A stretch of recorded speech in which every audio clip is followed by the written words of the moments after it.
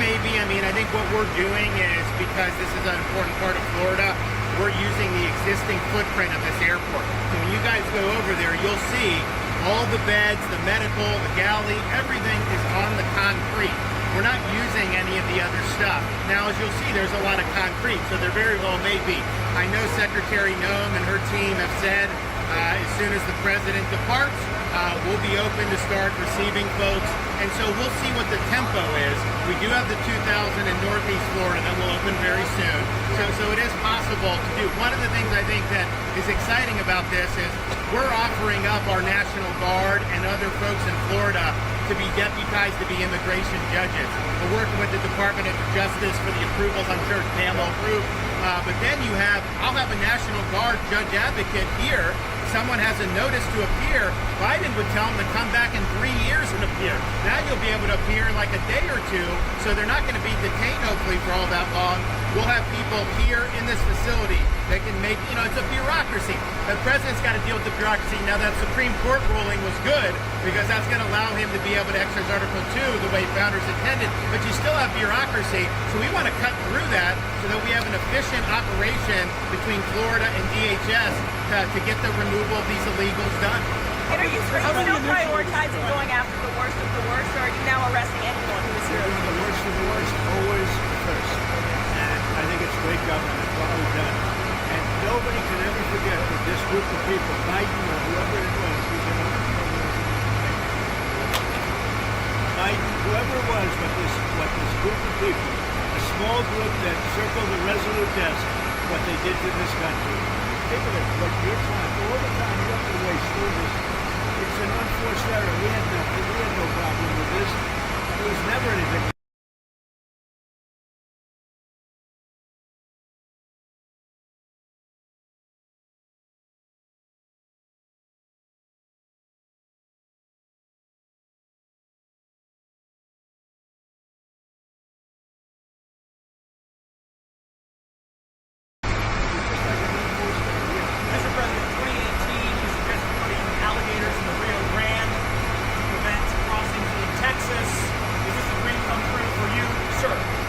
Thinking about that, like I say, it was meant more as a joke, but the more I thought of it, and they were seriously, they were actually crocodiles. They were crocodiles from Africa. They are a step beyond. But no, that was really meant as a joke, but a lot of people liked it. A lot of people think we should do it.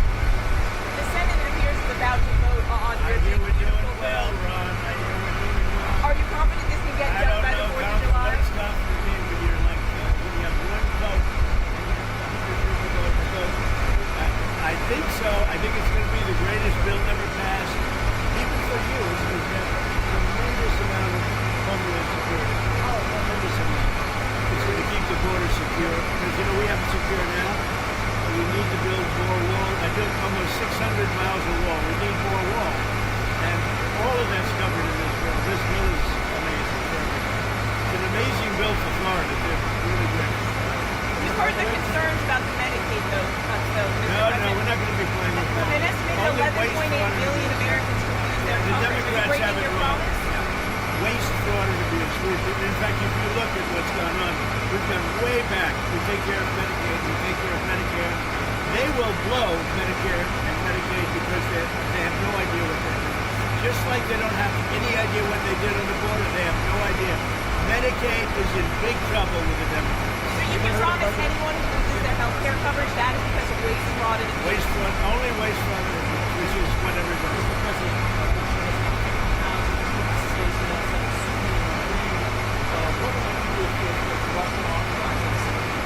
We'll see what happens. I'm watching it very much.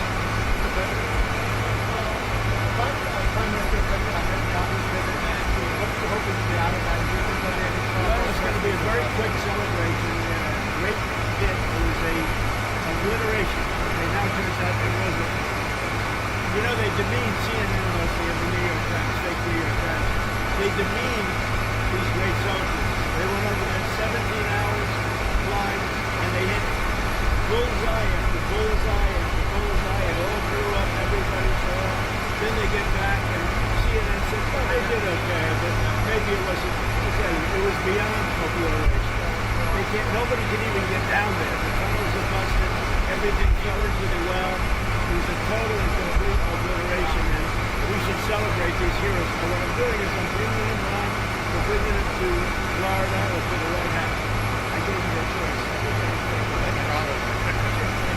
Mr. President, there's going to be a new bill called Make American Elections Great Again, forcing the U.S. Census Bureau to redo the census to actually get an account of how many Americans proof of citizenship are in our area, in our country, redistricting some of the House districts. Your thoughts on that? Well, I'll speak for both of us. You like this. I know all about it. We want to bring our elections back. The election in 2020 was rigged, millions and millions of votes. It had to do with COVID and all that stuff. It really had to do with their crooked people. The Democrats are very good at cheating the election. And that's why I said too big to win. They tried this one too. But after about 9:02, they gave up too big to win. Ron would love it. I would love it. Kristen would love it. That's what they have to do. They have to bring it back. And we have to look, Ron, they include anybody that happens to be in your state. Well, California would lose like 5 seats if they did a fair census. And even beyond that, the Biden census gypped Florida of at least 1 seat. We only got 1 seat in the last census. Are you trying to tell me that Florida only had 1 seat in that? We should have had at least 2. Texas should have had another one. That could be the difference in the House of Representatives and the majority. So I would love for them to redo the census for 26. My legislature will redistrict those lines. We'll get it to where it's fair. But as it's right now, this country is not fairly apportioned. I've got so many more millions of people in Florida that have representation because of that flawed census. Mr. President, I think it's going to do very well. A lot of people it's captivating. Everybody wants it. It's going to get in. It's going to pass. We're going to be very happy. Elon Musk is ripping into this bill again. Are you concerned the Republicans are going to be swayed by Musk and his money? No, I don't think so. I think what's going to happen is Doge is going to look at Musk. And if Doge looks at Musk with the same fortune. Thank you very much, everybody. I don't think you should be playing that game. Thank you, Mr. President. Thank you very much, everybody. Thank you very much.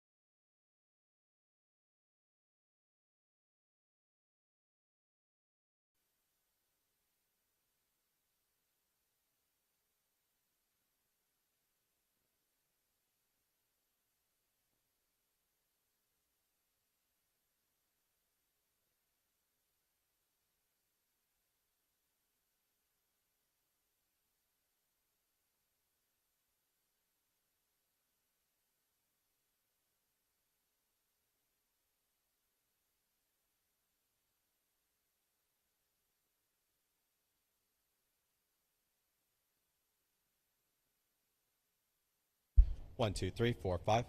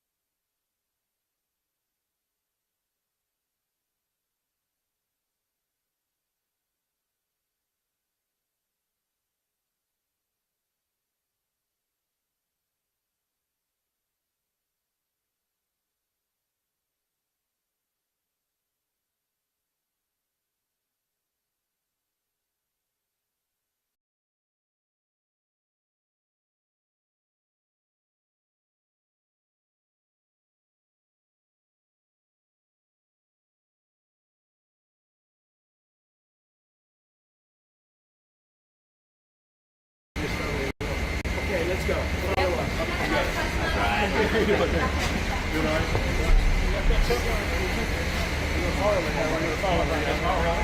He works for who? He works for Real American Boy. Oh, okay, good, good. you think it's easy? You think I can take this? I just need to land on that here. Yeah, brother. Right here, if you don't mind. We're just gonna hold right here. Let's go. He's the one that said let's go.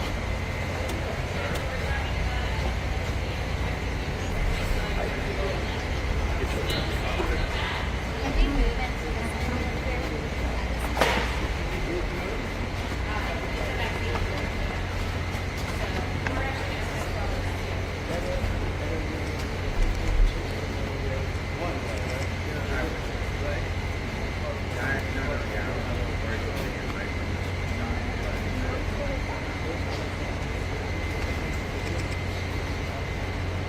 Now, 1 in 32 versus 1 in 20,000. What's it? So it's one thing, 1 in 20,000. 20 years ago, now it's 1 in 16 in California. 1 in 16. Not getting that. Something. Anybody. Where's the single?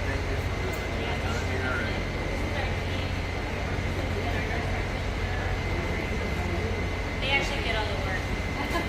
Thank you guys for doing this.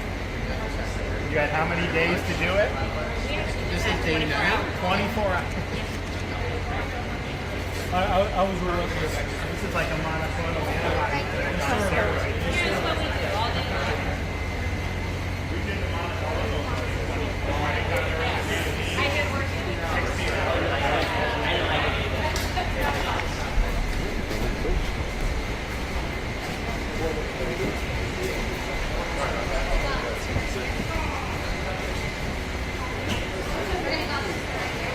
That's really good. Oh, okay, we're going outside. Watch your step, please. Okay, let's try to be.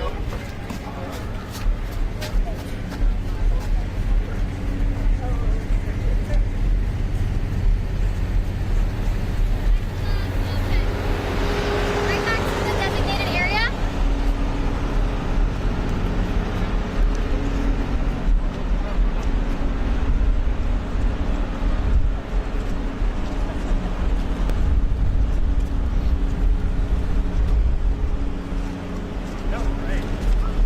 Go right in front of me first. Go down. Right in the corner there. Let's go right here. Right? Can you say hello to everybody? I want to get him walking down the hill. Yeah, I'll pen one. Wait, yeah? Go on, just trying to stay along. Okay, you got it.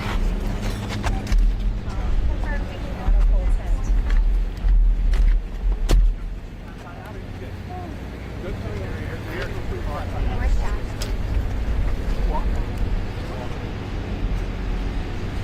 Oh, he's right here. Go on, right. Huh? Very fast? Good. Oh boy.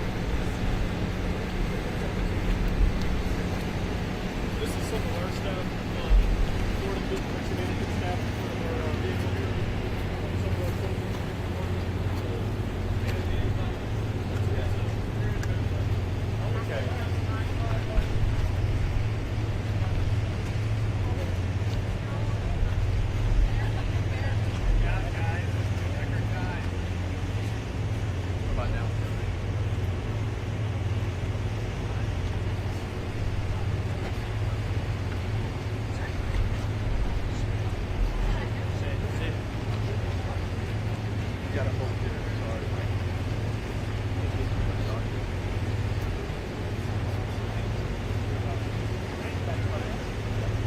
Okay. Hi everyone, we're gonna move to our next stop, right this way. Okay. Thank you for keep going. Come on, guys. Run and dress.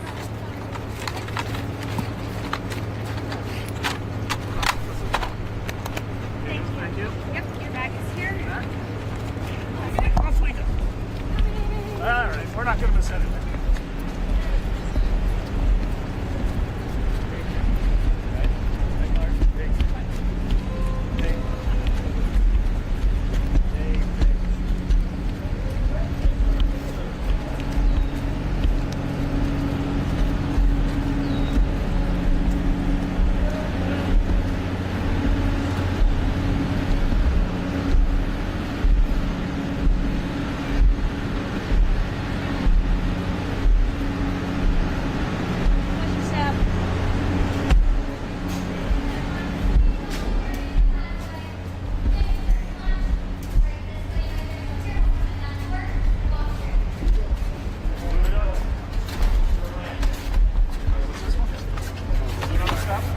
What are you trying to do? All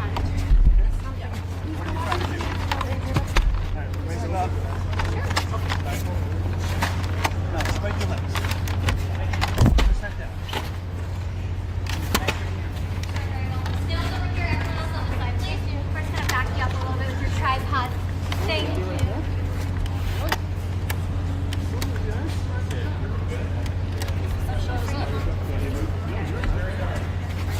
Doesn't make much sense.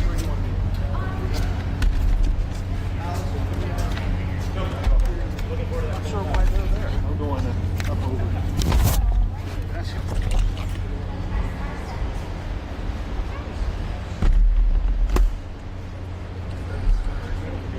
Yeah. Hey, can you guys hear me? Yes. All right. Can I get you to come back towards me? Or just straight back, as a matter of fact, not towards me, but straight back. Yeah. Hey, can you guys hear me in the studio? I think you're good? No idea. No, the war room's taking. Look at the razors. Look at them for the people. Is he? What's that? Oh, he's loving it.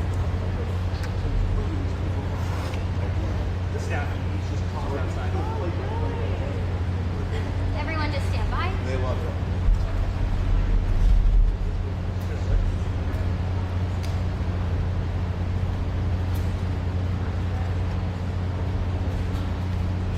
Oh wow, this is the actual holes.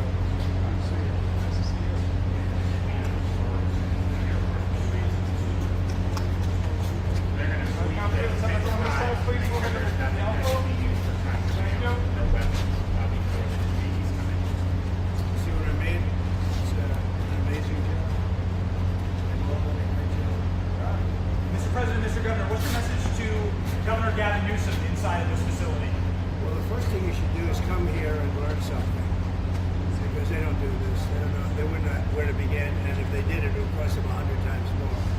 So I would say he should call the governor, Christie, and I'm sure you'd give him, because his state is a disaster, and he doesn't do this. Well, they have the original Alcatraz, so you guys could approve him being able to set one of these up over there. I'm sure the secretary would be happy to do that and provide some.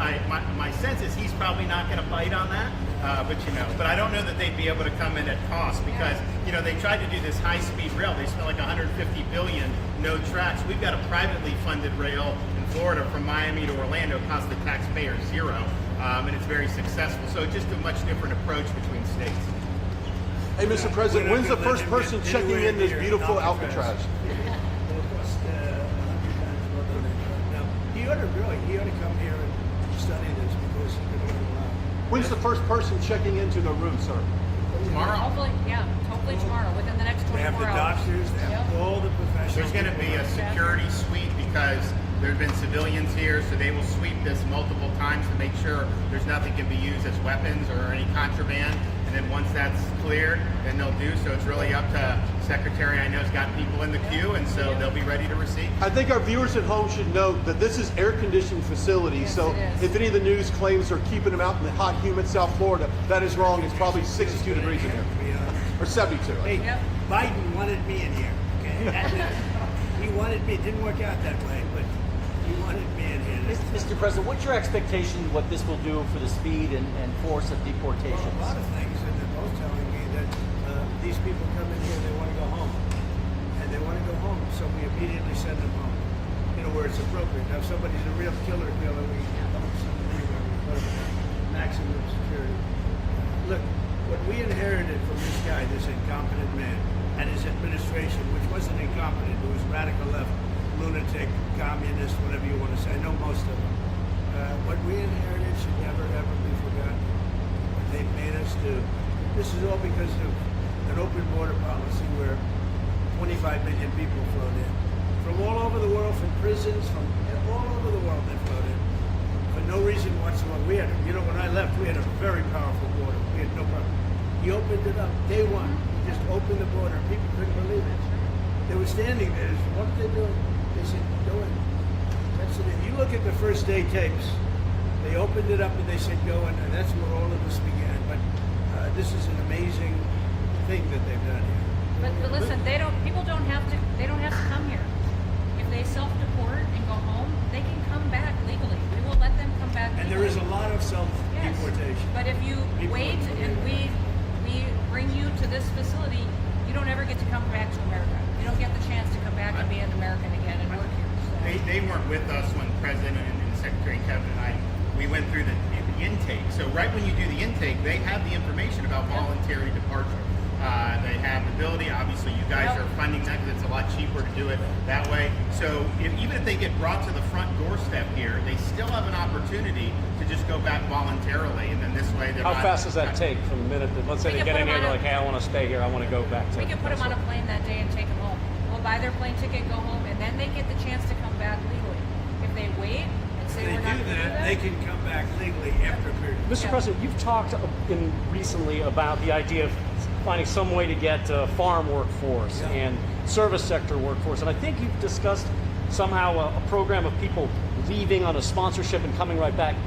Can you give us a little more detail about that and why, in the view of some hardliners, it's not We amnesty? take care of our farmers and hotel workers and various other people. And we're working on it right now. And Ron's going to be involved, and you're involved already. So we have a lot of cases where ICE will go into a farm, and these are guys working there for 10, 15 years, no problem. The farmers know. We're going to put it's called farmer responsibility or owner responsibility, but they're going to be largely responsible for these people, and they know these people. They've worked on the farms for 15 years, and all of a sudden, so I have a great, Ron does, Christy does, we have a great feeling for the farmer and for others in the same position, and we're going to give them responsibility for people, and we're going to have a system of signing them up so they don't have to go, they can be here legally, they can pay taxes and everything, they're not getting citizenship, but they get other things. The farmers need them to do the work. Without those people, you're not going to be able to run your farm. Mr. President, you and the governor tangled pretty hard in the 2024 election, and you stand here now. I didn't notice. Yet you stand here now as partners on this effort. How would you describe the relationship, and what future does I Governor would say it's DeSantis a have? 10. Excuse me? I think it's a 10. Maybe 9-9, because there might be a couple of little wounds. So maybe it's 9. I think we have a 10. Do you think his wife should run for governor? We get along great. Should Casey DeSantis run for governor? The thing about it is, I endorsed him immediately in January 2024. I raised one of his PACs millions and millions of dollars, and obviously we saved him a lot of money in Florida because Florida was a deep red state. He didn't even have to do a rally in Florida, whereas 2016 and 20, this was like ground zero, and so we've been really happy to do that, and then we've worked very well on this and other issues with Florida. You can call him at any time, and he wants to be helpful for governors. I mean, I can tell you that. We did Hurricane Helene last year. You didn't hear from the president at the time then, but with President Trump, we know immediately. You just make the phone call. Can we ask a Gaza follow-up question? I'm sorry, like another thing you inherited. How firm are you going to be with Netanyahu about ending the war in Gaza? Very full. But he wants it to. He's coming here next week. He wants to end it too. We had a tremendous success with Iran. They weren't happy. Somebody said, "When are you going to sign?" I said, "Sign? They are so bombed out." Did you see the report issued this morning? The place was decimated. It'll be years before anybody even gets down there. So that's not a priority. But we'll have a report, and we'll have whatever we want. We'll get whatever we want from Iran. And I think, and I hope they will have a good. They have massive sanctions right now, biting sanctions. It's going to be very hard for them to do anything with those sanctions. And I look forward to maybe there'll be a time when we get along with them and they can rebuild their country. But is there a point where you tell Netanyahu, like, you've got to end this now, you got to strike a deal? Well, he wants to. I can tell you he wants to, and I think we'll have it. I think we'll have a deal next week. Thank you. That's what I think. Mr. President, did you intend to announce your pick for successor to Jay Powell earlier than say, or as early as say this summer or this fall? Will I do something about who it's going to be? Yes. I don't know. Hey, she'd be a good candidate. I do. She'd be a good candidate. Anybody would be better than Jay Powell. No, he's causing us a fortune because he keeps the rate way up. I think it stunk derangement syndrome personally, but we have a very strong country. We're the strongest country.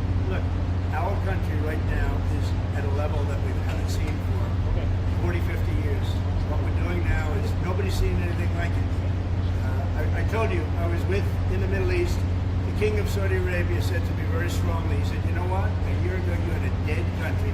Now you have the hottest country in the world. We do. We have the hottest country in the world. Thank you very much. I was going to say Syria. What about other We'll be seeing it over the next What about construction and other Also, Also construction. those type of industries. Gilmore, Brego, Garcia, the first to make here.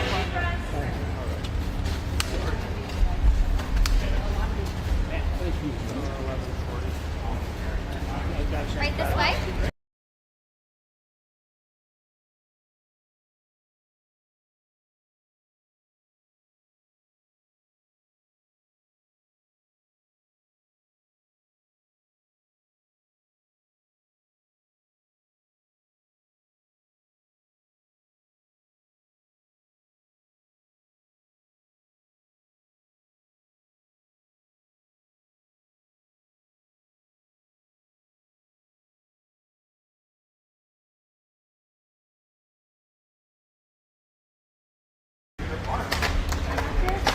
Yeah, I got the bag. I'm moving. TV. Let's keep moving. Guys, come on.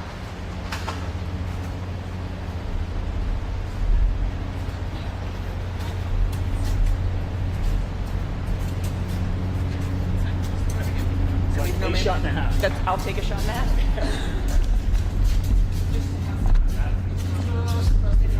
Yeah.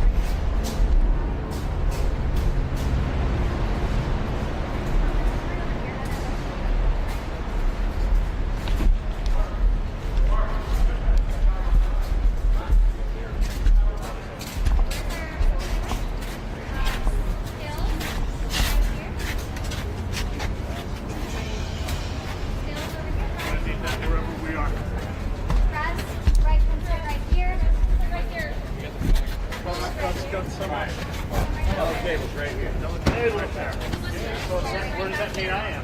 I'm not No, pushing. no, it doesn't stretch very far. Where's the cuts? It's gonna be right here, and I have it for this. Is that going to make it over here? It's then easy. Not a single thing, because it doesn't remember. Just for us to worry about that later. Yes, not a single left for you in the bucket. Yeah.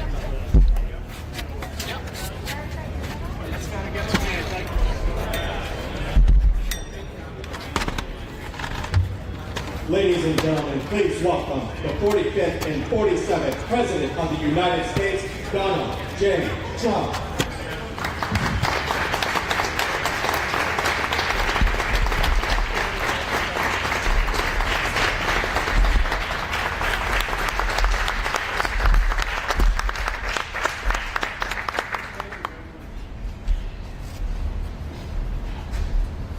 You've done a fantastic job. Well, I'd like to just thank everybody for the incredible job they've done. I love the state. As you know, Ron and I have had a really great relationship for a long time. We had a little off period for a couple of days, but it didn't last long. It didn't last long, and a lot of respect for each other. And it's a great honor to be deep in Florida, the Florida Everglades, to open America's newest migrant detention center. It's incredibly built, and you're seeing that yourself. That's why I said, let the press join us on our walk so they can see what's happening. It's known as Alligator Alcatraz, which is very appropriate because I looked outside and that's not a place I want to go hiking anytime soon. But very soon, this facility will house some of the most menacing migrants, some of the most vicious people on the planet. We're surrounded by miles of treacherous swampland, and the only way out is really deportation, and a lot of these people are self-deporting back to their country where they came from. Quite a few. We're amazed at actually the number. We took the FEMA money that Joe Biden allocated to pay for the free luxury hotel rooms, where he's paying hundreds of millions of dollars in New York City, and we used it to build this project, and Narana was just a little fraction of that money. The money they spent on that project, I happen to know the real estate developer. He's a very, he never really made that much, but he became very wealthy. With luxury, he didn't do well. With people that are not exactly luxury, he's made a fortune. I want to thank Florida Governor Ron DeSantis and Secretary of Homeland Security Kristi Noem, and Florida Attorney General James Uthmeier. Where is James? Where is he? You do a very good job. I hear good things. I hear good things about you from Ron, too. No, you really do. He's even a good-looking guy. That guy's got a future, huh? Good job, James. I hear you did really, really fantastic. Worked hard. You're like in the construction business for a few days, right? Huh? Congratulations. For all the hard work and to make this facility possible. It's amazing. Thanks as well to Florida Agricultural Commissioner Wilton Simpson. Where is Wilton? Where are you, Will? Hi, Wilton. Been a long time. Thank you. Congressman Byron Donalds. Where's Byron? Hi, Byron. How are you? Good. Florida Speaker of the House, Daniel Perez. Daniel? Daniel? Thank you, Daniel. Why, you didn't want to sit up here with us, Daniel? Executive Director of the Florida Division of Emergency Management, Kevin Guthrie. Hi, Kevin. Good job. Acting Director of ICE, Todd Lyons. Todd, great job. And Senator Joe Gruters. He is a great guy. Where is Joe? We love Joe. Thank you very much. Thank you. Thank you, Joe. Joe is great. With the help of those incredible Border Patrol agents, we now have the lowest level of daily border crossings ever recorded. As you know, last month, the month of May, just got released 2 days ago, the number of illegal aliens into the United States was zero. Zero. Even I find that hard to believe. Somebody must have gotten in, I think. I don't know, but they say zero. And the people that count them are radical left Democrats. So when a radical left Democrat tells me it's zero, I believe him. But there's still much work to do. In the 4 years before I took office, Joe Biden allowed 21 million people, that's a minimum, I think it was much higher than that, illegal aliens to invade our country. He invaded our country just like a military would invade. It's tougher because they don't wear uniforms. You don't know who they are. more than the populations of New York City, Los Angeles, Chicago, Houston, Phoenix, and Philadelphia combined. That's what came into our country from prisons, from mental institutions, from street gangs, drug dealers. It's disgusting. This enormous country-destroying invasion has swamped communities nationwide with massive crime, crippling costs, and burdens far beyond what any nation could withstand. No nation could withstand what we did, and we're in the process of doing it, but we have some great people doing it now, and you see them up here with me, but it's, I'd call it like an unforced era. It's sort of like men and women sports. It's sort of like transgender for everybody. How could they have done this to our country? And we're never going to forget it. Last year, 15% of all the hotel rooms in New York City were used to house illegal aliens at costs that they never got for luxury. They never got this much for luxury people coming in from the wealthiest places on earth. They made more money with the illegal immigrants, with many rooms costing more than $300 a night, 6 times the rent of a typical American family. In Denver, Colorado, the city was forced to cut $10 million from its police and fire department budget as part of a $90 million plan to house illegal aliens. And it's a population that's growing and destroying Denver and growing, and again, it's destroying Denver, and it's destroying many other cities too. Likewise, one of the city's largest hospital system is drowning in unpaid medical bills, unpaid in the billions, after their emergency rooms were flooded with tens of thousands of illegals, leading to the closure of critical services. And these are really critical services. They can't even keep them open for American patients. The American patients were treated worse than any illegal immigrant. In Los Angeles, 1 in every 4 students in the public school system is from a household headed by an illegal, and most of them don't speak English, so they're in a school system, and they don't have interpreters, they don't have anything, they don't speak English. What a mess, what a mess. Unforced error, all these people allowed to come in. The United States is now spending $78 billion a year on translation. Okay, think of that, $78 billion a year on translation, and smaller numbers on special education programs for non-English speakers in our public schools. So $78 billion, I think that's not a mistake.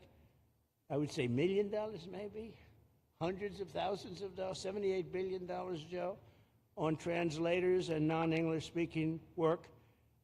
Federal government, the Justice Department, it's more than twice the cost of maintaining the United States Justice Department, what we're spending on translation and other things to help. In total, the average illegal alien costs American taxpayers an estimated $70,000. That's each, $70,000. I think that number is even low. If you care about balancing the budget, the single most impactful step we can take is to fully reverse the Biden migration invasion. One of the worst invasions we've ever had. We've never had an invasion like this. We've had invasions, but we've taken care of them. We've never had an invasion like this, and it's with us. And we have some very bad people out there looking to do big harm. That's why the One Big Beautiful Bill includes funding for 3,000 new Border Patrol officers and 10,000 new ICE agents. And I've gotten to know the Border Patrol and ICE very well. Unlike Kamala, she was the border czar, but she never saw the border. She never made one phone call. She was some border czar. She would have been some president.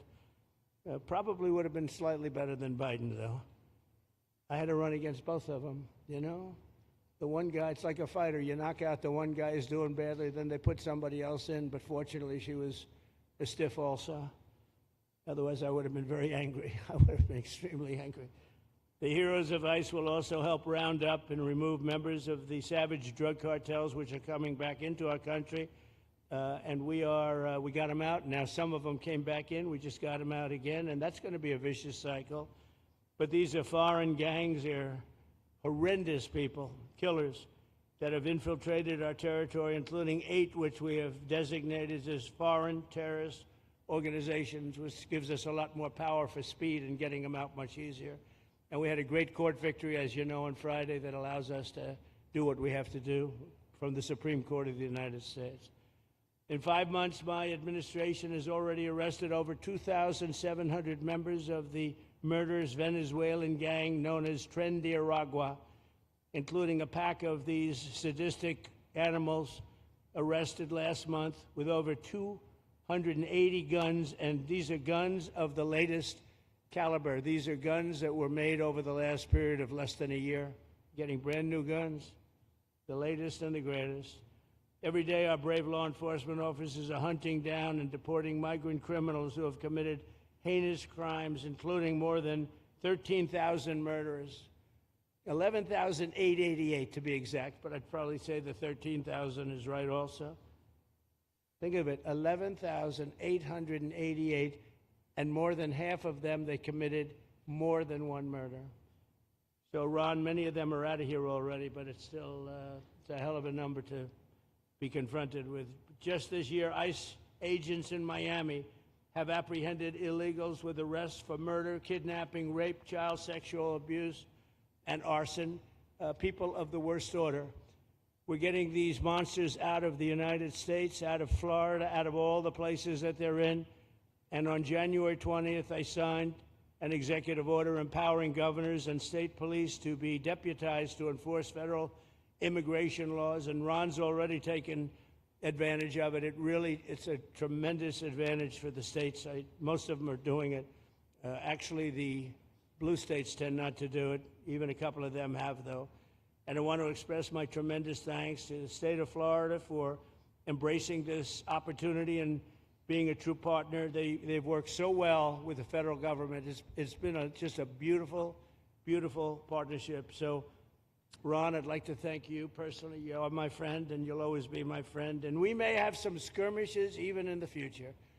I doubt it, but I will always come back because we just we have blood that seems to match pretty well. We have a relationship that's been a very strong one for a long period of time, and I appreciate it, very much appreciate it. And also, Secretary Noem, I'd like to have you say a few words. You have been unbelievable, the job you've done. You and our favorite person, Tom Homan, have done, and your whole staff, because it's a lot of people, and Tom acknowledges it all the time. He respects you so much. He respects the staff that you both built. And you're really doing one of the great jobs. And it was great that you could work with Ron in Florida so well. Built such a great facility. So please say a few words. Thank you very much. I don't know if this will work. Well, thank you, Mr. President.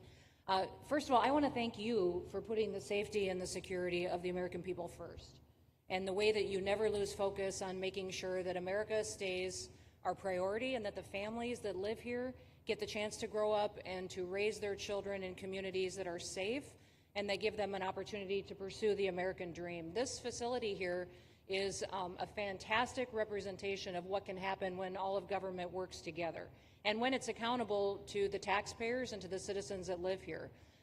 The President signed an executive order that allowed us to build partnerships with states and with local law enforcement officers, which is exactly how things should function in this country. More power, more authority given to people locally so that they can take control of their own destiny. And so we have already been working under the 287G program to deputize law enforcement officers, whether they be state highway patrol, local sheriff's departments in all of our states, and allow them to go out with our ICE officers, our border patrol officers, and make sure that we're getting the worst of the worst off of the streets. We also recognize that as we've been doing that and returning people back to their home countries, that we need detention facilities. We need beds to put them in place so that they can have their due process before they return home. And this facility is exactly what I want every single governor in this country to consider doing with us. What happened to start this conversation was that a young man named Jimmy Percival in my office, my general counsel, who came from Florida and used to work here, called up the Attorney General and the governor and said, hey, what do you think about partnering with us on a detention facility that we could put in place that would allow us to bring individuals there? There's an airstrip close by. You guys volunteered the assets that you have and the connections that you have and worked with Kevin extensively so that we could come here, have their due process given, and return them home to their countries. And in 8 days, this facility has been stood up. And I want everybody to recognize that detention facilities that ICE adheres to is a higher standard than is required at state levels, at local Department of Corrections facilities, sheriff's offices. This is a state-of-the-art facility, air-conditioned, isolated though for security purposes, which is very helpful. And I appreciate so many people being willing to work together to make a project like this happen. Right here on this location, we'll have about 3,000 beds. Other location will have another 2,000 beds that will allow us to bring individuals across the country that we are bringing in and incarcerating for violating our laws, and immediately get them out of the country as soon as we possibly can. It's exactly what we need to be perpetuating in other states. And what I would say is, I want all of you to notice these flyers that we've got, is that everybody who sees these flyers or anybody who sees these news clips should know you can still go home on your own. You can self-deport. If you go on the CBP Home app and go home now, you will get the chance to come back to the United States legally. You will get the chance to come back and do it the right way. If you don't, you may end up here. And you may end up here and being processed, deported out of this country, and never get the chance to come back. That is the consequences of breaking the law in the United States of America. Listen, our job is to uphold the law. This is a country of laws. We have a border now, and because we have a president that cares and recognizes that we need to be a nation of borders and a nation that upholds the law. If you break the law, there's consequences. We will deport you, and you will never get to be a United States citizen. You'll never even get to come back here and work and to pursue the American dream. But if you decide you want to go home now, go home, and we'll help facilitate it. We'll buy your plane ticket. We'll get you there. In fact, I just got back from Panama, Costa Rica, Guatemala, Honduras. Those countries are excited to get their citizens home. They're setting up programs to loan them money to buy houses when they get there, help them with food assistance, get their children educated, scholarships. They want their citizens that are living here in the United States illegally to come home and to be a part of their economy and help their countries grow. So this is a win-win for everyone, and I just want to end, Mr. President, by thanking our law enforcement officers, by thanking our ICE officers and our Border Patrol officers for what they do every day. They are out on the streets, and violence against them has increased over 500% since Trump has gone back into the White House, because he's upholding the law and because a bunch of liberals, socialists, and Marxists are out there lying about what President Trump is doing. President Trump is upholding freedom by what he is doing. The freedom to live safely in this country and to do things legally and to have justice. And because those liberals, and I'm calling out you, CNN, I'm calling you out because you lie every single day about what these operations are. We are going after murderers and rapists and traffickers and drug dealers and getting them off the streets and getting them out of this country because Joe Biden let the worst of the worst come in here. The other day I was talking to some marshals that have been partnering with ICE. They said that they had detained a cannibal and put him on a plane to take him home, and while they had him in his seat, he started to eat himself, and they had to get him off and get him medical attention. These are the kind of deranged individuals that are on our streets in America that we're trying to target and get out of our country because they are so deranged they don't belong here. And they shouldn't be walking the streets with our children, and they shouldn't be living in the communities with our families who just want to grow up, go to job, raise their children to grow up and get a job and to live the American dream. So thank you to all of our law enforcement officers, those in our military that have been helping, our National Guard. Thank you to Governor DeSantis for stepping up and being an example to other governors. I hope my phone rings off the hook from governors calling and saying, how can we do what Florida just did? How can we do exactly what they did? Because we need this big, beautiful bill. We absolutely have to have this big, beautiful bill that has the funding so that we can continue this operation and we can get those bad criminals off of our streets and have the officers to do it so that when they go out on an operation, somebody's got their back. Somebody's got their back, they can do it safely, and they can go home to their families at night too. So this bill needs to pass through Congress so we have the resources at the Department of Homeland Security to make sure that our homeland truly is secure. And Mr. President, thank you for Stephen Miller. I just want to thank you for him. This guy calls me night and day and tells me all of his wise advice and wisdom, but he's a rock star because he loves this country and he's passionate about making sure that nobody is prioritized over an American citizen. We love everybody. We do. We love everybody. Not everybody. But, well, A lot of people. But not we shouldn't be putting people illegally above citizens. We should be making sure that we do things right, and that's what America has always stood for, and we're an example to the rest of the world because we do it right. So, Mr. President, you surround yourself with great people, and I think that's because everybody wants to work for the greatest president that the United States has ever had, and that's President Donald J. Trump. Thank so thank you you, very sir. much, Christy. That's Thank so you for nice. your Thank you. Thank you very much. And I have to say that, you know, when Christie's name was put before me, by Tom Homan, by the way, because I wanted him for the border, and somehow I thought that was going to be good in that sort. But he didn't want the upper job. And I said, who do you recommend? Christy Noem. I said, oh, are you kidding? She's great, but she's such a fine, elegant person. He said, sir, she's tough as hell. I said, are you sure? You are tough as hell, I tell you. And you do it in a very nice way, but you are. If you ever saw her ride a horse, she rides a horse like she should be in the rodeo. She's like an unbelievable horse person, and you've done a fantastic job. And Steve Miller would even agree to that. And he likes nobody, by the way. I don't think he likes anybody. And another one we like is Ron. And Ron, would you say a few words, please? Sure. Well, thank you, Mr. President. Welcome back to Florida. And I think this is the first time you've been back since the events of a couple weeks. So just let me say, as somebody that was serving on active duty in Iraq back in the day, we witnessed the number of our troops that were killed or wounded by the Iranians. We know that they're a militant Islamic regime that was hell-bent on getting nuclear weapons, and under Joe Biden, they were about to get nuclear weapons. And because of your strong actions, those dreams and those ambitions have been reduced to rubble. And I thank you. I know a lot of veterans thank you, and people in Florida really thank you for stepping up and really making a strong, tough, but strong decision. I think we're much safer as a result of that. Now, on the immigration, I think President Trump's election represented the chance for us to finally solve this illegal immigration and border problem once and for all. I knew he was going to do the border, although he did it very quickly and very thoroughly. I think that no one can say that that's been anything but a spectacular success. But then we have the issue of Biden let in how many millions of people? And you had millions that had been in over decades previous to that. You can't have a country if you don't have respect for the rule of law. You can't have a country if foreigners get to decide who comes in. No, we, the American people, make that decision, who's allowed or not allowed to come into our country. We've seen Europe be overrun by open borders, so we're not going to let that happen here. So when President got elected, I knew that the states had an important role to play in facilitating this really, really historic mission.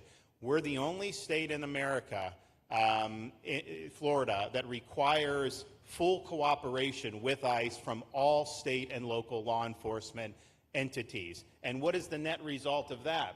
We have these agreements for these 287G task force with sheriff's departments, police departments, state agencies, and it's really instrumental in rounding up a lot of really bad people who shouldn't be here.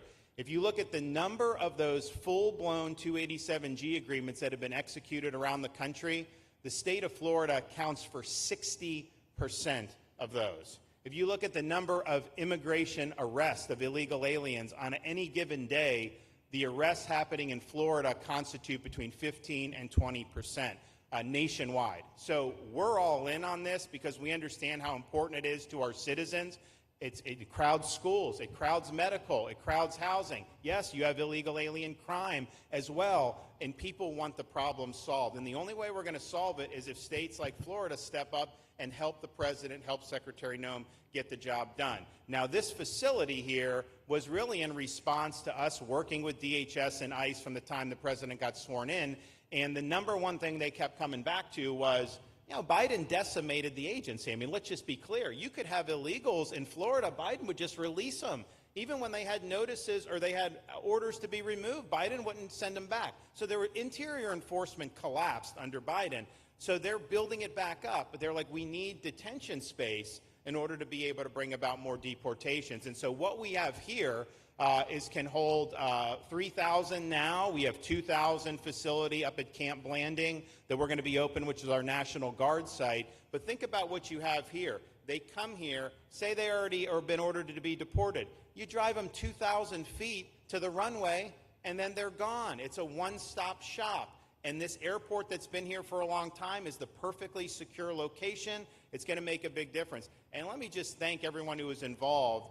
We got the call from DHS a little bit more than a week ago, and here we are 8 days later with this facility open, and as soon as Air Force One departs, it'll be swept, and it'll be open for business to be able to do.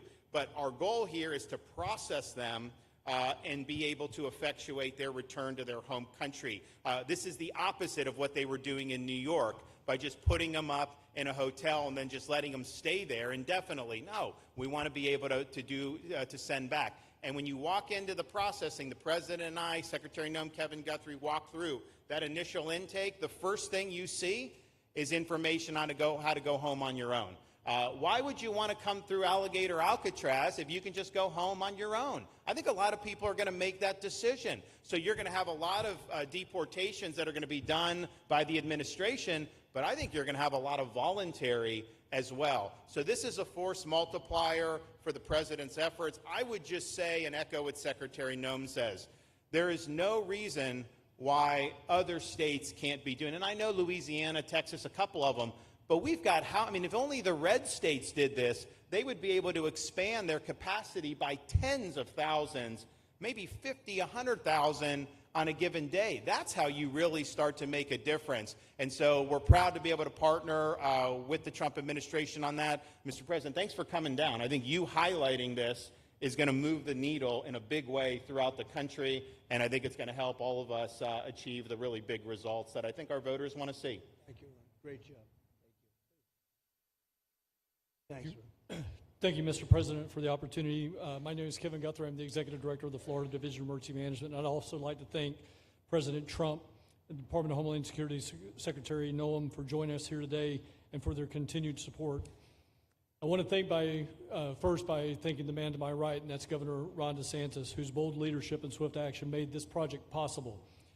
Make no mistake, this facility would not be standing here without the President, the Secretary, and the Governor's vision and determination to uphold the rule of law. Florida is and will always be a law and order state.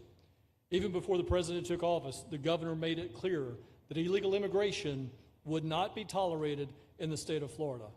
When the President and the Secretary asked Florida to help, the Governor empowered our state and private partners to work collaboratively and deliver real results on a rapid timeline. The Florida Division of Emergency Management is best known for leading the nation in hurricane response and other natural disasters. We understand how to act fast without bureaucracy in the face of any emergency. Our teams built roads in 8 hours, bridges in 3 days, base camps in 72 hours, and full causeways in 2 weeks. Getting things done quickly, efficiently, and correctly is at the core of our mission. We simply just want to be the best at what we do in the nation. When the Governor called me, and we answered, and we were proud to bring our logistical expertise to the table. We know how to set up base camps for guardsmen, first responders, linemen, volunteers, and other aid sources, and distribute that in a matter of days before a storm. We're able to translate this knowledge to what we did here at Alligator Alcatraz. Florida has put the best teams together who check their individual logos and egos at the door to get this done. Not just for you, Governor, but Mr. President, for you as well. There are over 13 different vendors that came together to get this solved in 8 days. Truly a whole of private sector partnership to get that done. Behind you on these boards, in only 8 days, we have built a fully compliant detention facility with a detainee capacity of up to 3,000 people, with room for additional capacity if you asked us to do so. The detention facility includes over 158,000 square feet of housing and is a fully aluminum frame structure rated for winds of 110 miles an hour or a high-end Category 2 for those people that don't think that we're taking that into consideration. This is Florida, by the way. Power supply is fully redundant with backup generators in place. We've put a staff village here on site with a capacity of 1,000. Our services are hot meal 3 times a day, 24/7 medical facility, pharmacy, air conditioning, access to indoor and outdoor rec yards, legal and clergy support services, laundry. Our security element is over 200 security cameras throughout the facility, more than 28,000 feet of barbed wire, 400 plus security personnel to include 200 men and women, soldiers and airmen underneath Major General John Haas's command as the Adjutant General of Florida. And it's all surrounded, as you pointed out, Mr. President, by 10 miles of beautiful Florida Everglades. Contingencies, as with all state correctional facilities, we have a hurricane plan. We will not wait for a Cat 2. We will follow our normal evacuation procedures as we do for any other facility statewide in our great state of Florida. We have on-site fire and EMS resources so that we do not we don't burden the locals with any type of response. All in all, sir, this has been a perfect state logistics exercise for this hurricane season. Everything we did here in the last 8 days, God forbid, if we have a hurricane, we're going to do it again. This was a dress rehearsal for us, and we are ready, willing, and able to support you, sir, the governor, secretary, and everything that you need us to do. Just a week ago, it was a taxiway and a runway, and now is a fully functioning facility. We are happy to support you, Mr. President, Governor, Secretary. Fantastic, Joe. Thank you.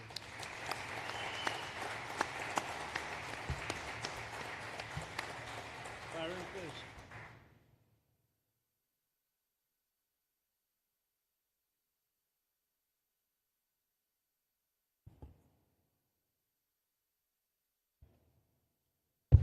There we go. First of all, Mr. President, we all have to thank you for your leadership and for the mandate that the American people gave you to finally secure our borders and to deport criminal illegal aliens and longstanding illegal aliens out of the United States.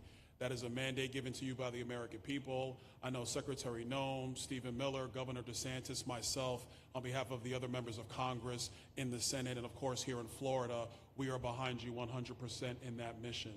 To the governor, I really appreciate you and commend you for your leadership on this, taking swift, decisive action to building this facility. One of the things that has occurred because of the work you did earlier this year with the legislature is that our sheriffs are out there every single day. They are arresting these criminal aliens in our streets, and they're seeing some backlog in their jails. So this facility primarily goes to address some of that backlog and then to help us fulfill the mission that the president has led us to. So Governor, thank you for your leadership and thank you for your decisive action on this. It really does mean a lot to all the people of Florida, of course the people of the 19th Congressional District. Secretary Noem, I mean, what can I say? The president's right, you're double tough. So we appreciate all your leadership. You and Tom Homan have been doing a great job. And I'm actually going back to D.C. after this because we have to vote on one big, beautiful bill in the House. We have to get that to the president's desk so we can get you the resources that you need to fulfill the mission that the American people have asked us to do. I totally agree with what Mr. Guthrie has said. This is a logistical marvel when something like this occurs. We've seen Florida Department of Emergency Management answer the bell time and time again. The governor has said we need to accomplish this, and DEM gets that job done. And we had a side conversation about, I know there were some concerns. People were like, well, what happens if a hurricane comes? What happens if this happens? And I looked at Kevin Guthrie and I said, you already have a plan, don't you? And he goes, of course we have a plan. You know that we do. This is what Florida does, Mr. President, and so I want to commend you for your leadership and your vision on this. Governor, thank you for all that you've done with your vision and determination. Secretary Noem, we're going to get the bill done so you get the resources you need. See you, sir. Thank you very much. Oh, thank you. Wow. Thank you. You know, I'm waiting, listening to these wonderful words, and they are music to my ears, but I was also wondering how we're doing, because I know this is prime time.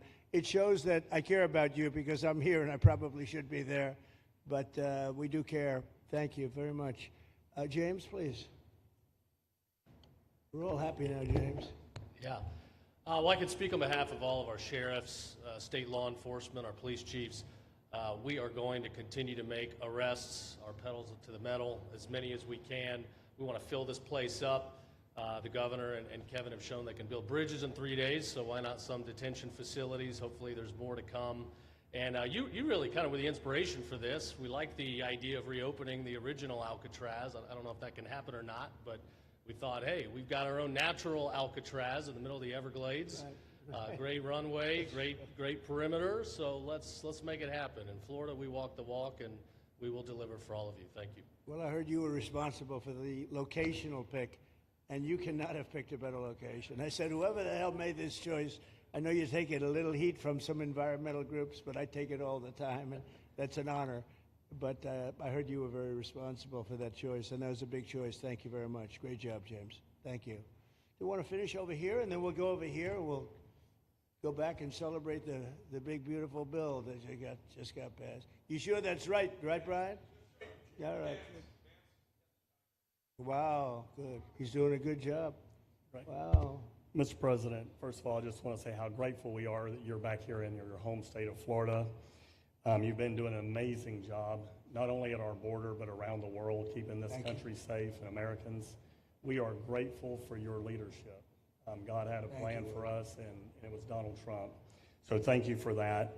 As a member of the Immigration Board and as the Commissioner of Agriculture of this state, I've been happy to help lead with the governor and the rest of the cabinet on this issue. We're very proud, Secretary Noem's here today and others, to represent not only the United States in our efforts to make this commitment to keep our citizens safe, but we're going to continue in Florida to remove the barriers to have your vision come true of a safe United States. We're going to get these illegal criminals out of this state, and we really appreciate you and your leadership in this effort. So thank you for being here Thank you today. very much. You're doing a great job, too. Thank you. Thank you, Mr. President. Joe Gruters, State Senator. I'm a member of your Homeland Security Advisory Council, your Vice Chairman. Thank you for that appointment. And thank you for coming back to Florida and everything that you do. Every single day you are delivering on the promises that you promised to us at all of the events you've done throughout the years, but specifically this last campaign. You deserve all the credit for everything, and you are surrounding yourself with incredible people like Secretary Noem, Stephen Miller. And just like your big, beautiful bill here in Florida, there was a lot of commotion about our immigration bill. And we had 3 B's in that: beds, badges, and bad guys. And this goes right along with our beds and the resources. And I give the governor, Ron DeSantis, a lot of credit for stepping up and making sure that we all work together, because at the end of the day, even if sometimes there are skirmishes, as a result of the back and forth, we ended up with a better bill, and we all win. And what we're doing here in Florida hopefully will happen all across the country. You've done, your leadership is amazing. Keep up the great work, and just know that Florida loves President Donald J. Trump. Thank you very much, Joe. Appreciate it for a long time. Appreciate it. By the way, Okeechobee is something that we did together also, and that was a lot of money spent.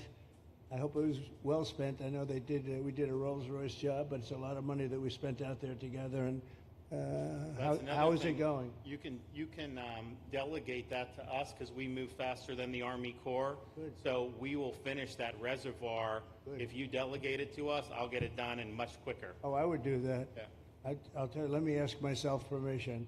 Permission granted. Go ahead, get the thing, get it complete. You want to do All right, that? we're gonna go talk Go to ahead, the Army do it. Corps Good. then after this. Good. You can move faster, actually. Please. I think sir, just first on behalf of the men and women of ICE, we just want to thank you for allowing us to do our job again.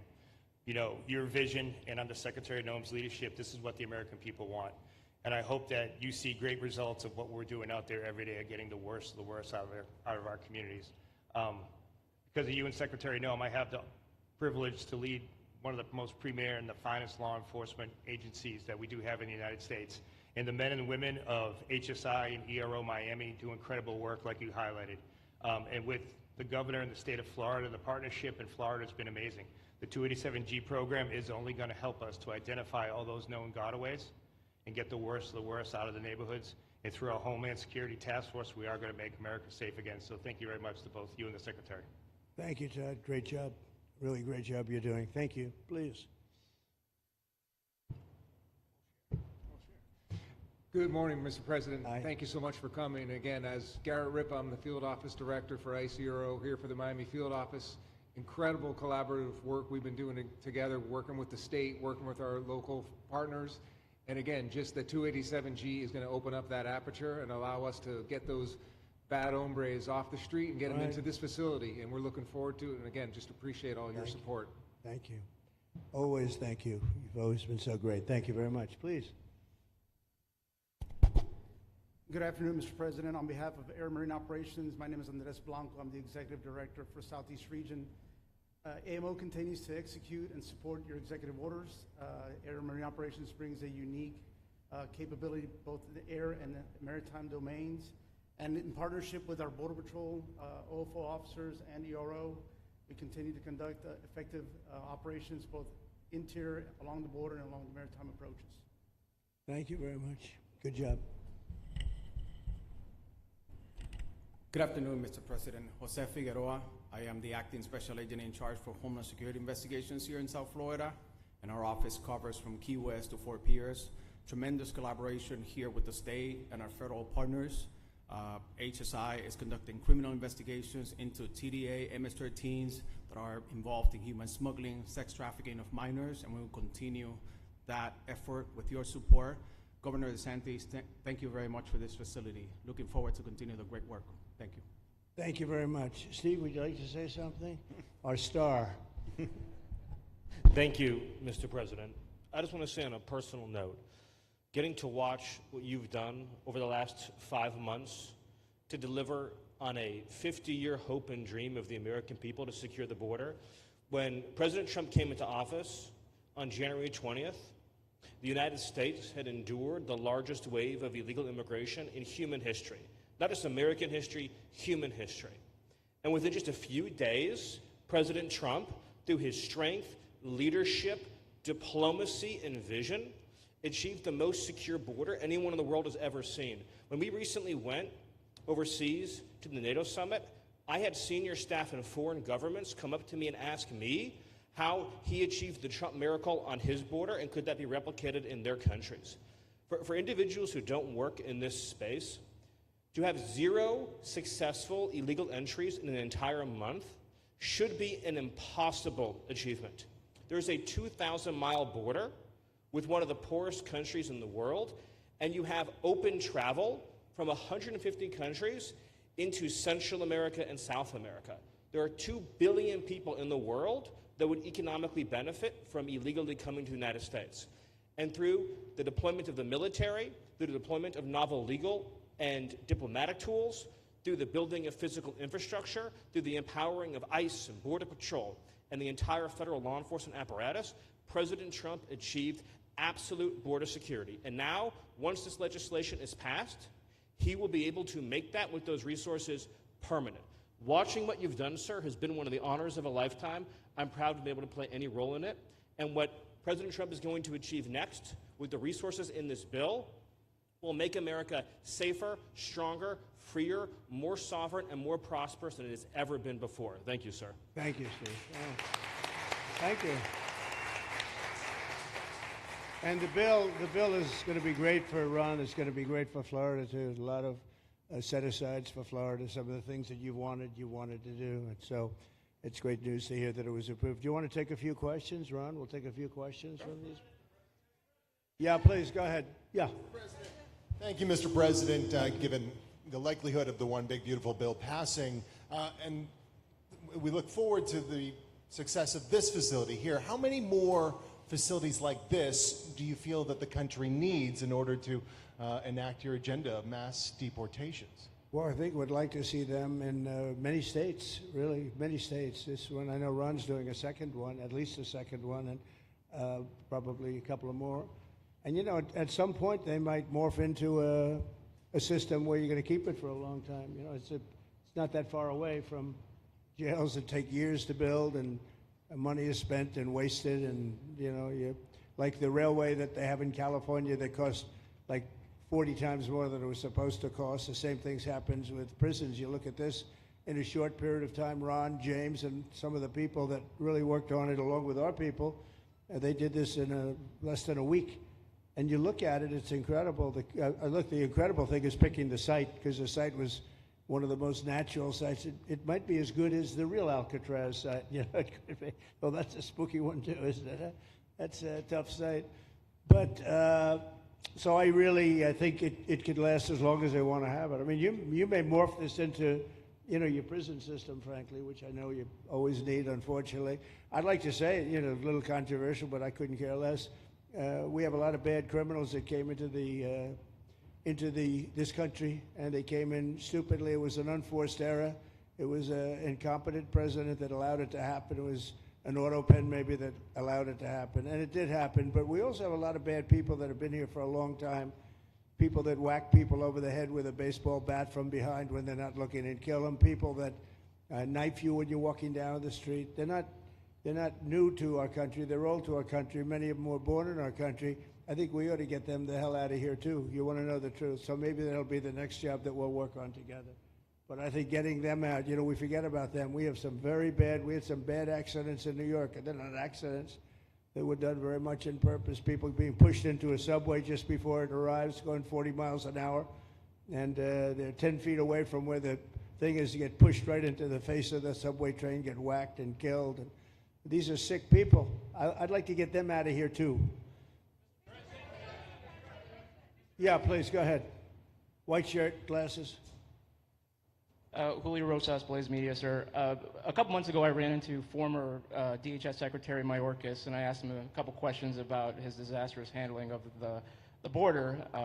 He didn't like my questions.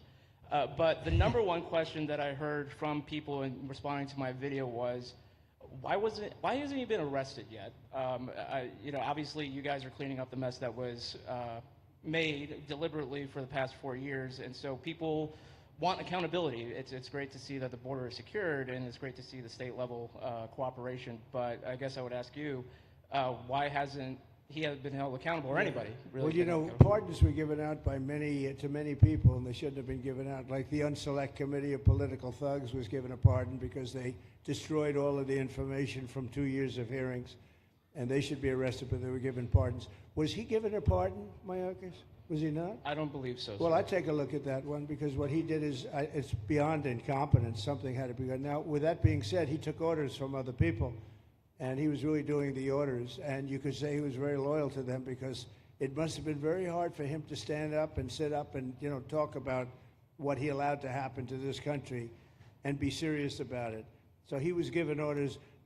If he wasn't given a pardon, I could see looking at that. In fact, why don't you take a look at it, Kristen? He was impeached, but it was just a fake impeachment. It was a fake impeachment. Why don't you take a look at it? I think he was so bad. They were all so bad. Look, it was the worst president in the history of our country. We've had some bad ones, but he was the worst president. But somebody told Mayorkas to do that, and he followed orders, but that doesn't necessarily hold him harmless. So take a look at it. It's a very good question, actually. Thank you. Yeah, please. Go ahead. Mr. President, you and the Secretary have both said that many people have self-deported since you came back into office. Yeah. How many is many, and has the rate gone up? How do you see the tempo of that moving forward going on?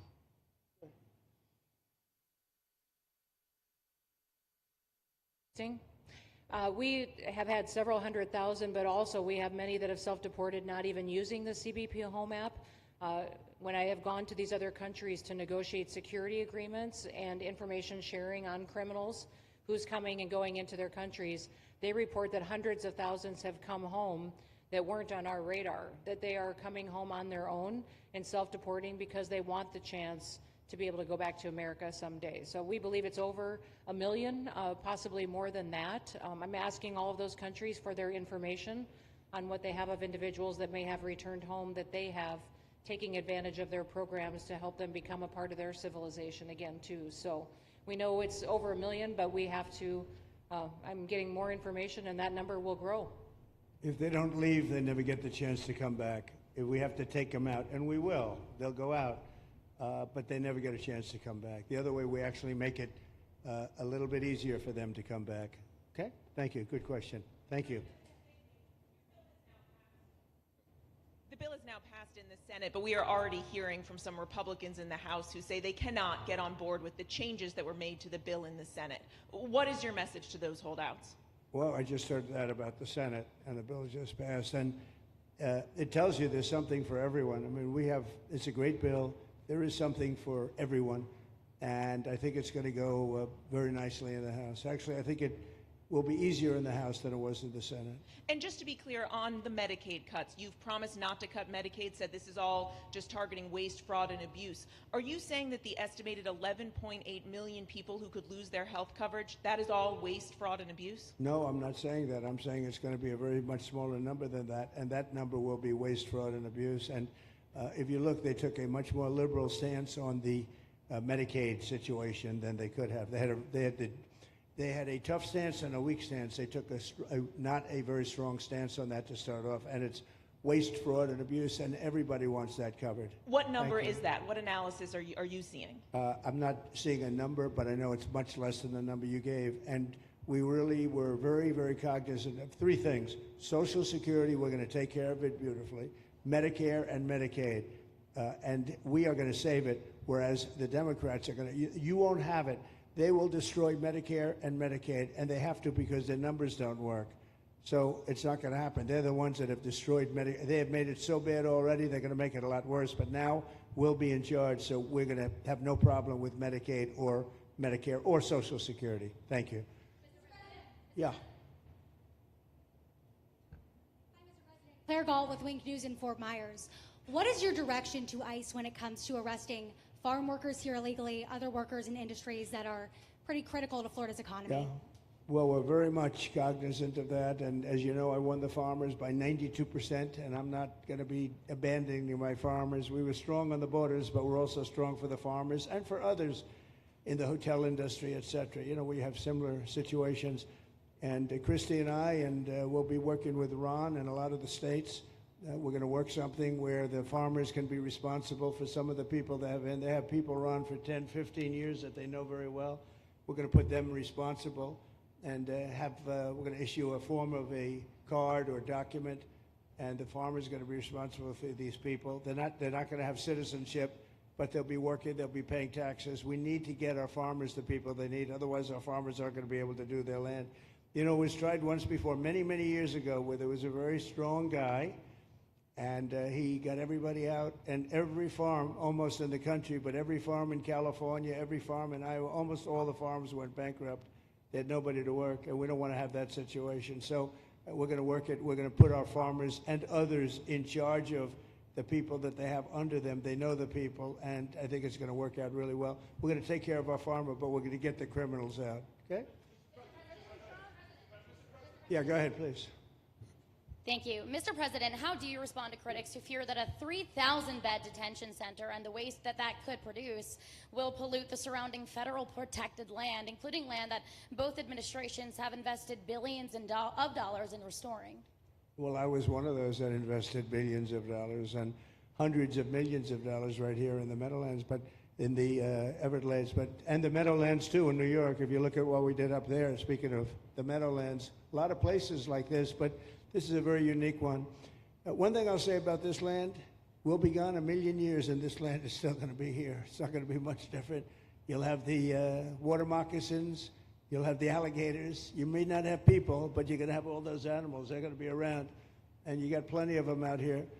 I think it was a brilliant choice, and I think almost anybody in his or her right mind would say this was a brilliant choice. I give the governor a lot of credit for using this piece of land. And in addition to that, it's on top of something that was already developed. It's an airport. You know, you have the runways, you have so it's already been developed. So it's not like you're dropping dirt right into the thing. There was zero movement of that. That was done many years ago because the airport's very old, but it was an abandoned railroad, an abandoned airport. And frankly, it's like perfect. And you can do expansion on this site substantially without doing anything. So the people, I heard them complaining about the Everglades. There's no, I don't think you've done anything to the Everglades. I think you're just enhancing it. This was already here. How long has the airport been here? Decades. Many decades, yeah. And they have, Kevin, all these guys, you know, have a waste plan, like the wastewater gets trucked out, potable water gets, literally, they have, even our DOT has put things up in case there's any seepage, which we don't. So you are literally doing this on concrete that's already here. So I don't think those are valid and even good faith criticisms, because it's not going to impact the Everglades at all. President's been a champion. We've been a champion, really changed the game in Florida on it. I think it's just people don't want to see illegal immigrants deported, and that's their ideology, and they have a right to that.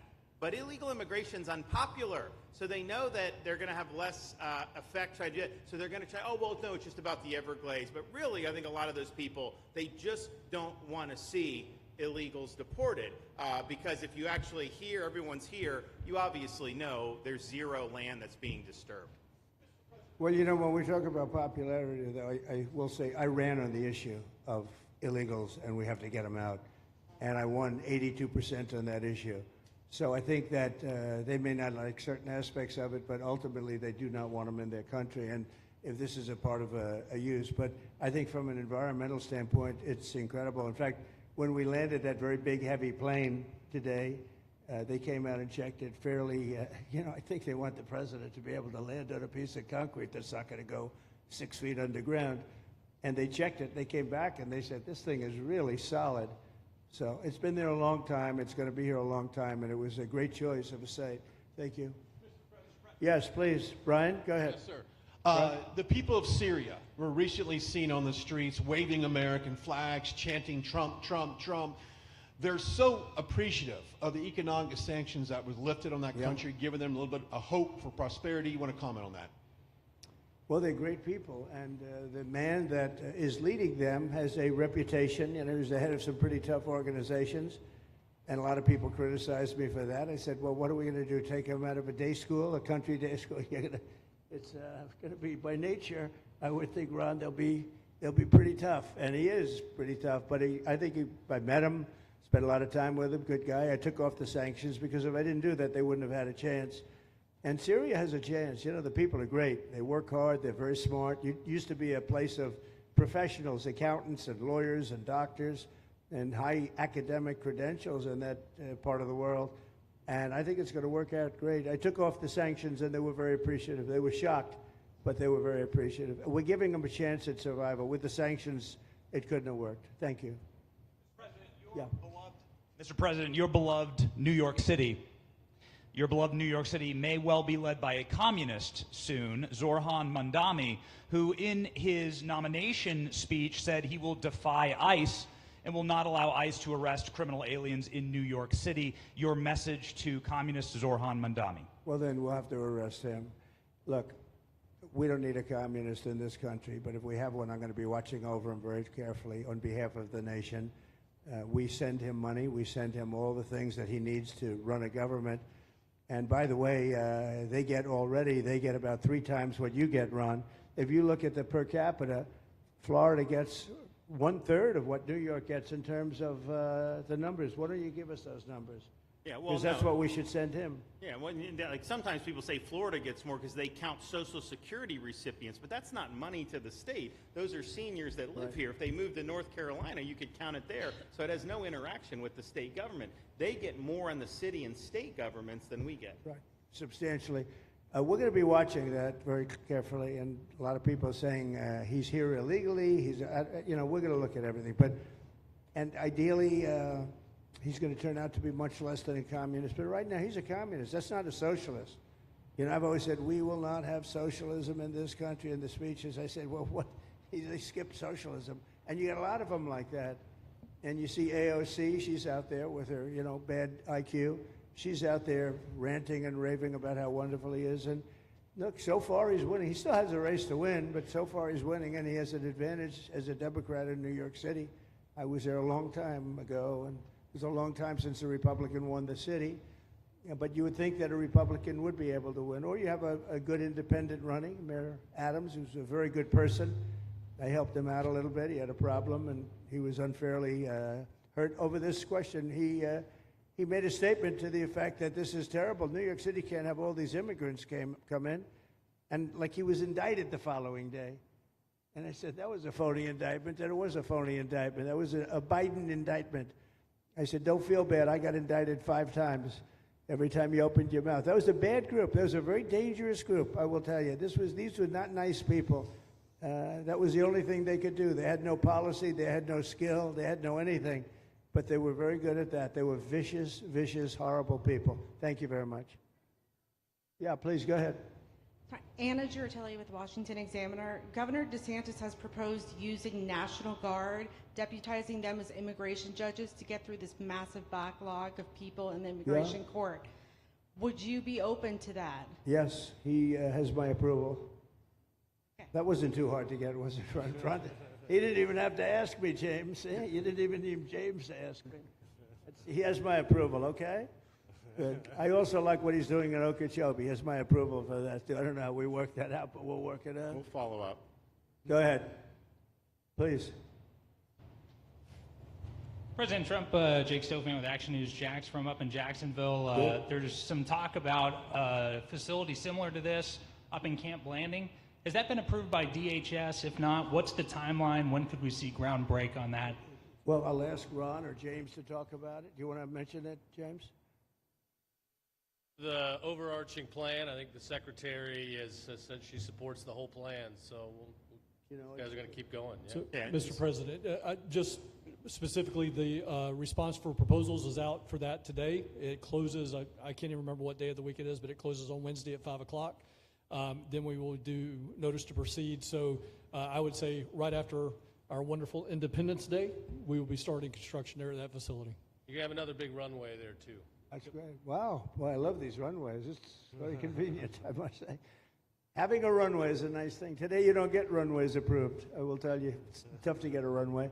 Although in the age of Trump, you get them approved fast. We're approving massive electrical bins, what they call them bins, but big electrical facilities for all of the factories and the AI that's coming in. They're going to build their own electric. They're going to be really. They're going to be made into electrical providers. They're going to have a lot left over. They'll put it into the grid. I think, they're going to end up doing so much. They'll put it into the grid. Won't even cost anything from their standpoint. So we have a lot of that happening. We get approvals fast. But I was just saying, runways are hard to get, but we'll get them now. But in the past, I would say over the past 30, 40 years, when you can get a runway, that was considered gold. Okay, please, go ahead. Go ahead. Sure.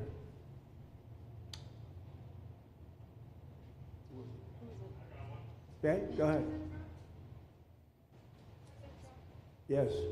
President Trump, Laverne McGee, News 6 Orlando.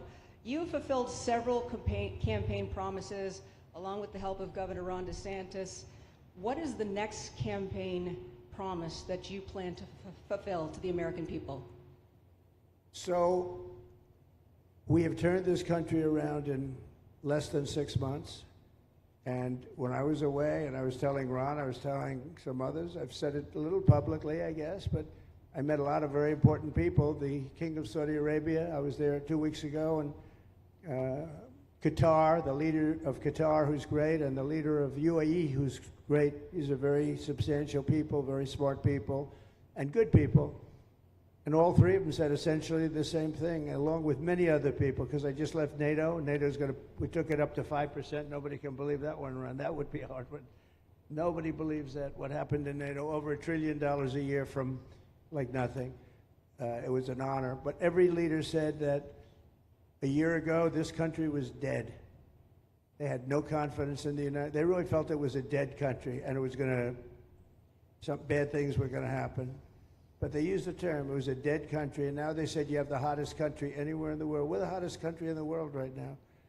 And we turned it around fast. I thought it would take longer than this. We turned it around fast. Some of it was psychology, and we had to know how good we were. But others was getting rid of rules, regulations, and all of the things that I got rid of already. I signed more executive orders than anybody in history, times like 3 or 4.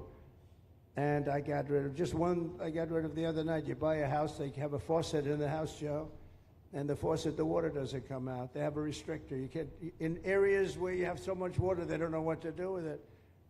You have a shower head, the shower doesn't.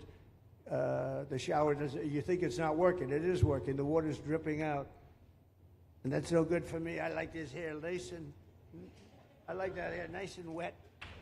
Takes you have to stand in the shower for 20 minutes before you get the soap out of your hair. And I put a thing in, and it sounds funny, but it's really not. It's horrible. And when you wash your hands, you turn on the faucet, no water comes out. You're washing, the water barely comes out. So this was done by crazy people. And I wrote it all off and got it approved in Congress so that they can't just change it, because I did it in my first term. Everyone was so happy. And then one of the first things that Biden did when he came back is he put the restriction on showers, toilets, and sinks. Put this and washing machines.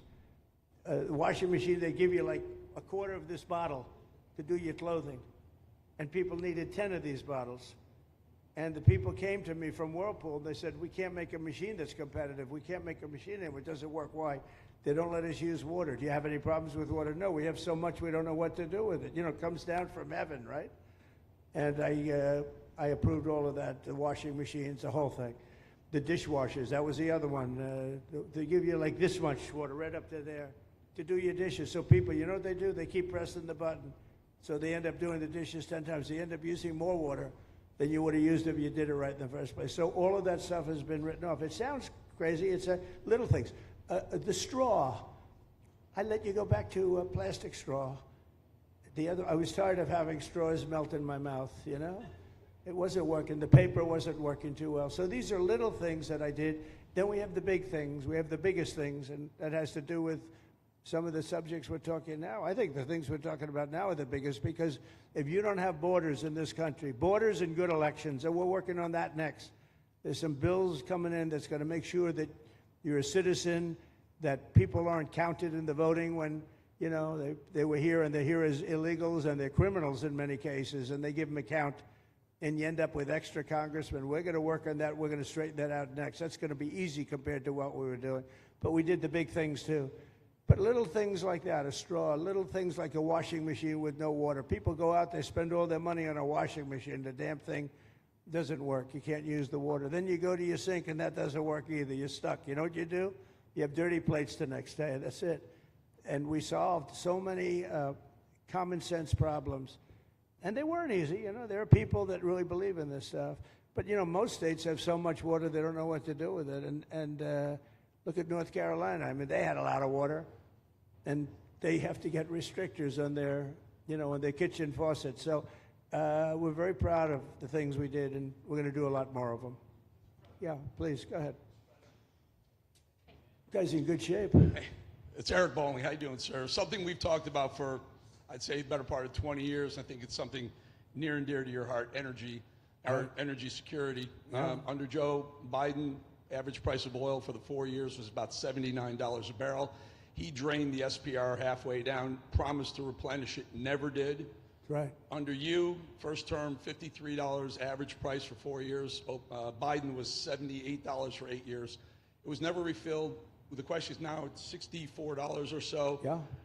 What coming down rapidly. Coming down, and what a great opportunity to fix another one of Joe Biden's problems, one of the things he broke in America, giving us the energy security of an emergency SPR, Sure. fill it to, maybe even go beyond and fill it to 1 billion barrels this time at a much cheaper price. Thoughts on the energy sector? So it holds 77 million barrels, and we had it up to the top, if you remember. And I was proud of that, and I made a deal to buy it at the lowest price of oil. It was a good deal, good instinct. And we filled it up, and when he came in, he started using it to keep oil prices down because he blew our energy policy out. Energy and his bad spending is what caused inflation. So now we have no inflation. Gasoline just hit $1.99 today in 5 states. $1.99, isn't that a nice sound? It was up to $4, and going up to 5, 6, and 7. In California, it was $7.70. But we just hit in five states, $1.99, $1.98. And it's coming down to that level, so that'll be a big thing. And one of the reasons the prices and costs are going down when you go to the supermarket, because I said I was going to get costs down. We're getting the costs down. Food is coming down. When I came out, my first week, if you remember, I had a lunatic reporter screaming at me saying, eggs are going through the roof. What are you going to do about eggs? I said, I just got here. I didn't know anything about eggs. I had to call you. I said, look, I just got here. Tell me the problem. Well, they're doubled in price, and they're going to be 5 or 6 times higher. They were right, actually. I said, let me work on it. And now we have eggs down to the same numbers it was when I first came in. You know, we lowered the cost of groceries. A simple word like that, groceries, it was like almost a strange word. I hadn't heard the word in so long, but what could be more beautiful than the word grocery? And We have the prices way down. We have the energy way down. Energy brought the groceries down, if you want to know the truth. And, you know, so we think we're going to get it lower, and we're going to fill up the it's called the Strategic National Reserves. I had it topped out, and this guy would use them every time before the election. He'd use them whenever they had an election. It was artificial. But believe it or not, as big as that are hundreds of millions of barrels of oil, all filled up at low prices. But it was really meant for wars, and it wasn't meant for keeping your prices down during a holiday so that somebody could get elected. But they used it, and they didn't bring it. The only mistake you made, they didn't bring it a little down. They brought it right down to the bottom. The thing is practically empty. They never filled it up. They never spent 10 cents in filling it up. And we'll do that. When the market is right, we'll fill it up. I want to fill it up when the market's right. Thank you. How about one more question? Okay, please, in the back. Dana Marie McNichol, Fox News Channel. Mr. President, is there an expected time frame that detainees will spend here, days, weeks, months? And does that have anything to do with the immigration judges you just spoke about being trained and staffed here? When you say, what was the first part of your question? Who? Is there a specific time frame you expect the detainees to spend here? Days, weeks, months? In Florida? Yes, here at Alligator Alcatraz. I'm going to spend a lot. Look, this is my home state. I love it. I love your government. I love all the people around. These are all friends of mine. They know them very well. I mean, I'm not surprised that they do so well. They're great people. Ron has been a friend of mine for a long time. I feel very comfortable in the state. I'll spend a lot of time here. I want to, you know, for 4 years I've got to be in Washington, and I'm okay with it because I love the White House. I even fix up the little Oval Office. I make it, it's like a diamond. It's beautiful. It's so beautiful. It wasn't maintained properly, I will tell you that. But even when it wasn't, it was still the Oval Office, so it meant a lot. But I'll spend as much time as I can here. You know, my vacation is generally here because it's convenient. I live in Palm Beach. It's my home. And I have a very nice little place, nice little cottage to stay at, right? But we have a lot of fun, and I'm a big contributor to Florida, you know, pay a lot of tax. And a lot of people move from New York, and I don't know what New York is going to do. A lot of people moved to Florida from New York, and it was for a lot of reasons, but one of them was taxes. The taxes are so high in New York, they're leaving. I don't know what New York's going to do about that, because some of the biggest, wealthiest people and some of the people that pay the most taxes of any people anywhere in the world, for that matter, they're moving to Florida and other places. So we're going to have to help some of these states out, I think. But thank you very much. I'll be here as much as I can. Very nice question.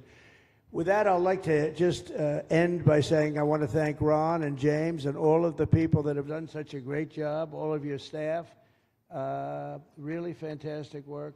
And it really started with site selection. You can do a great job, but if you have the wrong site in real estate, you have the wrong site, you're dead.